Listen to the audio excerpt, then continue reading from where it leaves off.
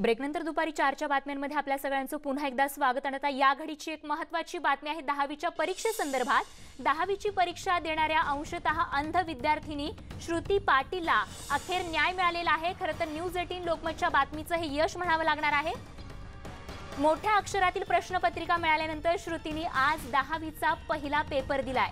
तिला मोठ्या अक्षरातील प्रश्नपत्रिका मिळावी यासाठी न्यूज 18 लोकमतनं बातमी लावून धरली होती आणि याच बातमीचं हे खरं एक मोठं यश म्हणावं लागणार आहे. अंशतः अंध विद्यार्थिनीला या ठिकाणी न्याय मिळवून देण्यासाठी न्यूज 18 लोकमतला हे यश मिळालेलं आहे.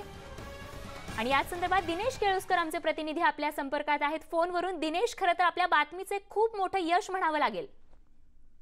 हो, अगदी बरोबर आहे. कारण श्रुती पाटील ची समस्या आहे, तिची समस्या आणि तिच्यासारख्या अनेक विद्यार्थिनींच्या किंवा विद्यार्थ्यांची समस्या न्यूज 18 लोकमतने सगळ्या पहिल्यांदा आधी समोर आणली. आणि तिचा जो समस्या आहे आणि तिची जी मागणी होती मोठ्या अक्षरातली प्रश्नपत्रिका जी शासनाच्याच GR नुसार तिला मिळणं अपेक्षित होतं, तो तिचा हक्क होता. हा तिचा हक्क न्यूज 18 लोकमतने सर्वांसमोर मांडला, शिक्षण मंत्र्यांच्या समोर मांडला. या सगळ्या बातमीची अगदी हायकोर्टाला पण दखल घ्यावी लागली आणि अखेर या सगळ्या आपल्या न्यूज 18 लोकमतच्या या सगळ्या आणि तिच्या कुटुंबाच्या लढ्याचा परिणाम म्हणून आज तिला पहिल्यांदा मोठ्या अक्षरातली प्रश्नपत्रिका मिळालेली आहे. ती खूप आनंदी आहे, खुश आहे आणि तिला पेपर पण चांगला गेलेला आहे असं तिने सांगितलेलं आहे.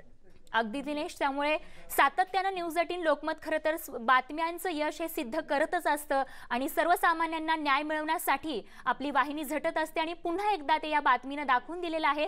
धन्यवाद या माहितीसाठी.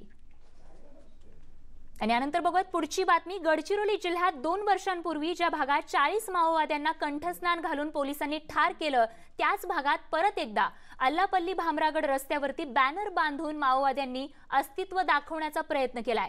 दरम्यान या भागात पोलिसांच्या उपस्थितीत नागरिक आणि महाविद्यालयीन विद्यार्थ्यांनी बॅनरची जाळपोळ करून रोष व्यक्त केलाय. भामरागड अल्लापल्ली मार्गावर ताडगाव लगत माओवाद्यांनी लाल रंगाचे 2 बॅनर बांधले होते, ज्यामध्ये केंद्रातल्या मोदी आणि राज्यातल्या ठाकरे सरकार विरोधात मजकूर लिहून महिला दिन साजरा करण्याचं आवाहन माओवाद्यांनी केलं आहे. यानंतर बघूयात पुढची एक महत्त्वाची बातमी. मी सोशल मीडियावरून निघून जाण्याचा विचार करतोय या ट्विटचा खुलासा खुद्द पंतप्रधान नरेंद्र मोदींनीच केलाय. येत्या महिला दिनी पंतप्रधान नरेंद्र मोदी आपली सोशल मीडिया अकाउंट्स महिलांकडे सोपवणार आहेत. एवढंच नाही तर प्रेरणादायी महिलांच्या यशोगाथा मला पाठवा असं आवाहन देखील त्यांनी देशभरातील महिलांना केलंय. तर यावर गृहनिर्माण मंत्री जितेंद्र आव्हाडांनी याच मुद्द्यावरून पंतप्रधान मोदींवरती टीका केली आहे. पुण्याचे संकेत आहेत की ते आपल्यावर होणाऱ्या आक्रमणापासून पळतायत.